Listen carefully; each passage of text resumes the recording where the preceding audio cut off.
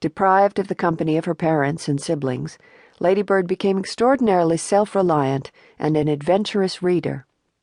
Her early years in this isolated rural setting also fostered a love of the area's rich natural beauty, its lush fields of wildflowers, and the enchanting Caddo Lake with its Spanish moss-covered cypress trees. Nature was both her kingdom and her companion. My grandmother. I came to know my grandmother Taylor very well, although I never knew her as Grandmother Taylor. Mr. Taylor was her third husband, and after his death she married a Mr. Bishop, so I knew her as Mrs. Bishop. I used to visit her out in the country in Autauga County, Alabama. Cotton was the money crop and the principal crop, some corn, some subsistence farming, many blacks. People were poor, but not that they ever thought of it. My life there was visiting kinfolks in little towns, and going to see Grandmother was always a part of it. She lived in a very simple farmhouse, where actually she lived for more than 85 years, having 4 husbands, 13 children, and watching 12 of them grow up. That was a matter of great interest to Lyndon.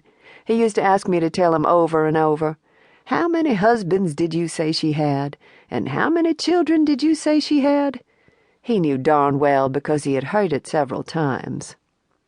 Her name was Emma Louise Bates, and she married first when she was about 16 or 17. During the Civil War, she married a young man who was leaving within a week or a month to join the Confederate Army. He never returned. He didn't die gloriously at Robert E. Lee's side, but he died like so many of them of disease and infection in the Army camp. So that marriage terminated very early, and then in a year or so she remarried. He died of yellow fever, and here she was, twice widowed and still not more than 20. Then she married Thomas Jefferson Taylor, and they had 4 children. She was pregnant with the 5th when it became obvious that her husband had a serious disease. I think it was a kidney ailment. The doctor in Selma, Alabama told them that there was some marvelous new operation that could be performed in Mobile that would cure this disease. So they sold a piece of a farm, got in the buggy, parked all the children with kinfolks, and rode in the buggy to Selma, got on the riverboat, and went down the Alabama River to Mobile and had the operation. It was apparently successful, and they started home. He began to run a fever, and by the time he got off the boat at Selma, it was obvious that he was much more seriously ill. They made it as far as the relatives where they had left the children, and he died.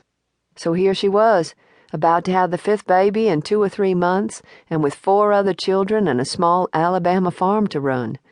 She named that child after her husband, Thomas Jefferson Taylor, Jr.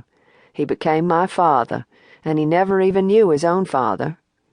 When he was 2 or 3 years old, she married a gentleman named Bishop who had come a-courting in the beginning and between every husband. And she lived to have another 8 children,